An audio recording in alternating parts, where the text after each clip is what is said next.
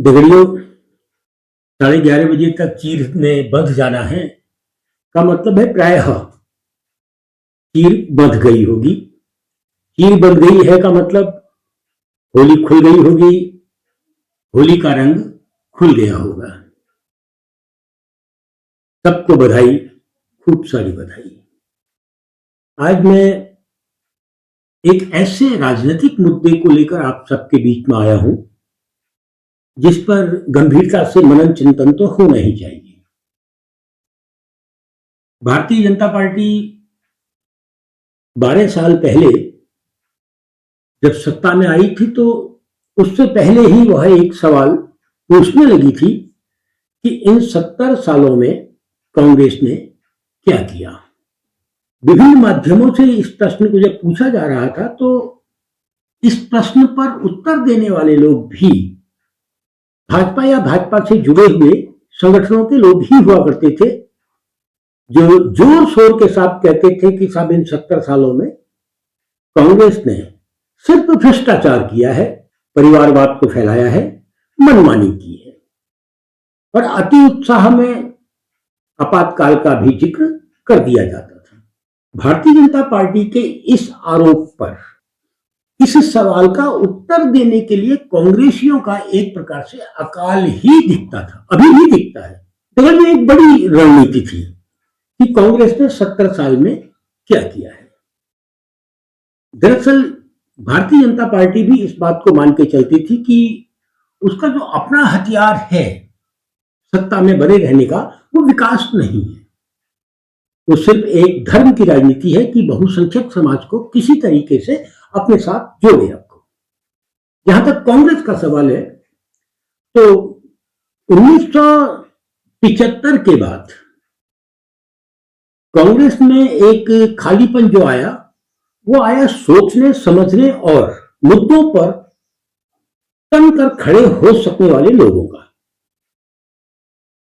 यूं भी आप कह सकते हैं कि 1975 के बाद तत्कालीन लंपट किस्म के लोग जो विद्यालयों में भी थे, छात्र राजनीति में भी थे, सड़कों में भी थे, गलियों में भी थे, उनके दरवाजे कांग्रेस के लिए खुले हुए दिखाई दिए। और इस स्थिति में कांग्रेस के अंदर जो बोल सकने वाला आदमी था, समझ सकने वाला आदमी था, वो सिर्फ तिलमिला सकता था कि कांग्रेस जिसने विमर्श के बल पर देश को आजाद कराया, जो जवाबों के बल पर दुनिया में स्थापित हुई, उस कांग्रेस के अंदर एकेडमिक या फिर सवाल पूछ सकने वाले या सोच सकने वाले लोगों के प्रवेश पर रोक क्यों लग गई, ये बड़ा सवाल था।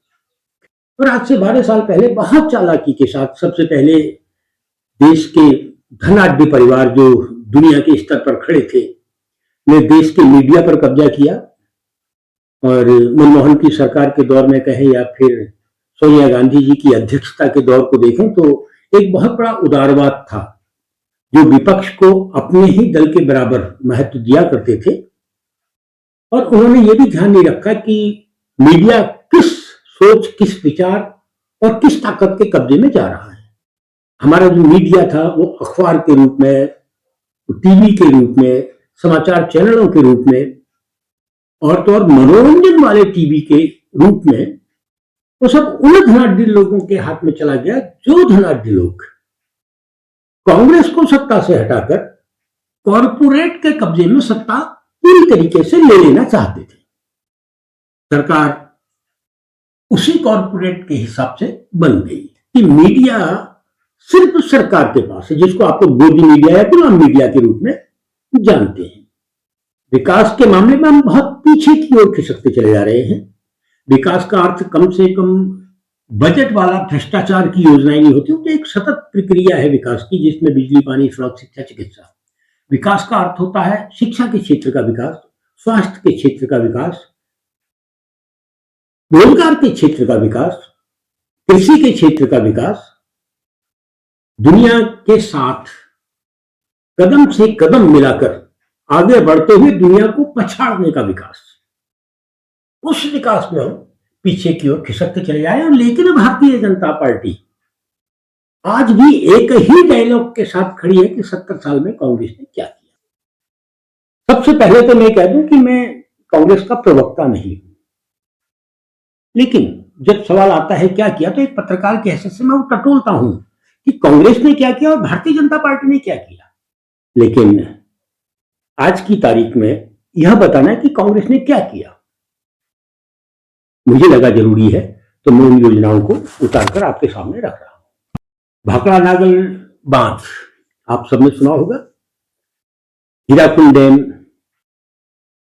दामोदर वैली परियोजना, Hindustan machine tools, BHEL, Hindustan shipyard, Bharat petroleum, Indian oil corporation, ONGC, LIC, Bharat earth mover, heavy engineering corporation, fertilizer corporation of India, shipping corporation of India, Hindustan antibiotic, Bharat electronic limited, परमाणु ऊर्जा आयोग, DRDO, national physical laboratory, national mechanical laboratory, national institute of biotechnology, भारतीय अंतरिक्ष कार्यक्रम, IIT, IIM, AIIMS, regional engineering college, Kendriya Vidyalaya, planning commission, national mineral development corporation, national building corporation, साहित्य Akademi, Sangeet Natak Akademi, Lalit Kala Akademi, national institute of design, Khadi एवं ग्रामोद्योग। अभी मैं यहीं तक पहुंचा हूं, और भी बहुत कुछ मिलेगा, बहुत कुछ मिलेगा। ये तमाम योजनाएं थी जिनको गांव के अंदर कांग्रेस के कार्यकर्ता को कंठस्थ होना चाहिए था कि नहीं, कांग्रेस ने ये किया है, अब आप बताइए आप इनको आगे कहां ले जा रहे हैं। लेकिन गांव में जो जमीन कांग्रेस की है, और जिस जमीन को एक चौकीदार के रूप में कांग्रेस के कार्यकर्ता ने बचाना था, वहां पर जो नई भर्तियां 1970 के बाद कांग्रेस में हुई, उसमें उस स्तर को कांग्रेस ने अपने साथ आने ही नहीं दिया, या वो आए नहीं, और नहीं आए तो इस पर कांग्रेस ने क्या चिंतन किया। खैर बिगड़ी, जब मैं यहां तक पहुंचा हूं तो 2-4 लाइनें और मैं इसको आगे बढ़ा दूं कि हमारे प्रधानमंत्रियों ने क्या किया। आज अगर दुनिया के सामने हम एक मजबूत ताकत के रूप में खड़े हैं, तो उसके लिए श्रेय सिर्फ नेहरू जी को जाता है, वो उस स्थिति में जब देश के पास कुछ नहीं था। इंदिरा गांधी का शुरुआती दौर जो था वो सवालों का दौर था। जमीन को लेकर, जमींदारी को लेकर जो सवाल उठे हुए थे वो एक महत्वपूर्ण सवाल थे। तो इंदिरा गांधी के दौर में बैंकों का राष्ट्रीयकरण बहुत बड़ा काम था, बहुत बड़ा काम। उसके अलावा जमींदारी प्रथा को खत्म करने की पहल इंदिरा जी के समय पर ही होती है। हम मानते कि जमीन का बंटवारा करने में कांग्रेस पूरी तरह से नाकामयाब रही, तो भारतीय जनता पार्टी से तो हम ये उम्मीद कर ही नहीं सकते हैं। लेकिन जमींदारी प्रथा को खत्म करने का साहस, हिम्मत इंदिरा जी ने किया। राजाओं को मिलने वाली तमाम अकूत संपत्तियां, दौलतें, वो हम सबको मालूम है इंदिरा जी ने ही रोकी। परमाणु परीक्षण, जो अमेरिका नहीं चाहता था कि भारत जैसा देश परमाणु परीक्षण करे, आज हम अगर विश्व शक्ति हैं, हमसे हमारे दुश्मन डरते हैं, तो वही परमाणु परीक्षण था जो इंदिरा जी ने शुरू किया था। इंदिरा जी के दौर में इमरजेंसी भी लगी थी। निश्चित रूप से मेरे जैसे लोग आपातकाल में पुलिस के उस रूप के धुर विरोधी थे जिस रूप में गिरफ्तारियां होती थी और पुलिस को अकूत ताकत दे दी गई थी। और जो वो ताकतें दी गई थी उसके लिए कांग्रेस माफी भले ही मांगती है, लेकिन देश ने कांग्रेस को सत्ता से बाहर किया था, और कुछ ही समय के बाद फिर उस कांग्रेस को ही सत्ता में देश ले आया था राजीव गांधी ने 2 कदमों पर देश को दिया। एक, कंप्यूटर क्रांति, कि दुनिया के साथ कदम से कदम मिलाकर दुनिया को पछाड़ने का कोई रास्ता था तो वो कंप्यूटर के रास्ते से होकर गुजरता था। दूसरा काम पंचायत राज व्यवस्था का था कि भारत जैसे गांवों के देश को गांवों की सरकार सौंप देना तो बहुत ज्यादा हिम्मत का काम था। यह अलग बात है कि राजीव गांधी के बाद जब इस चीजें राज्यों के हाथ में आई तो राज्यों ने पंचायती राज को लेकर, खासकर उन राज्यों ने भी जहां कांग्रेस की सरकारें थी, बहुत मेहनत नहीं की और बहुत अच्छे अच्छे परिणाम वाले काम नहीं किए।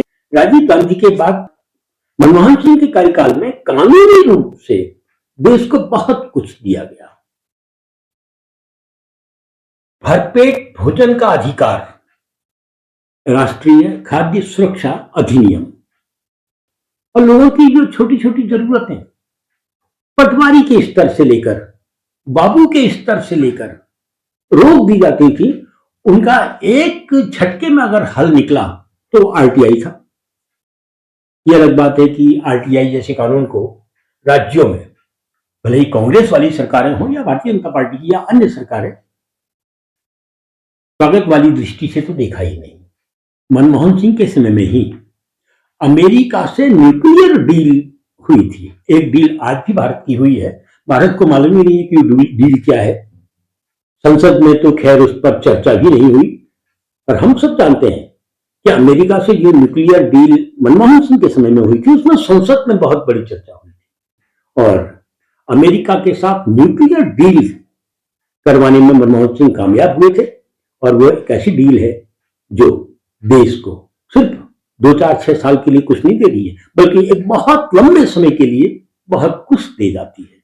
आधार कार्ड, भारतीय जनता पार्टी ने बहुत विरोध किया था आधार कार्ड का, और एक आधार कार्ड हमको जो मिला, जिस आधार कार्ड ने बहुत सारे नए कागजों को बनाने के रास्ते बंद कर दिए, वो मनमोहन सिंह के समय में मिला। खैर, और भी बहुत कुछ मिला।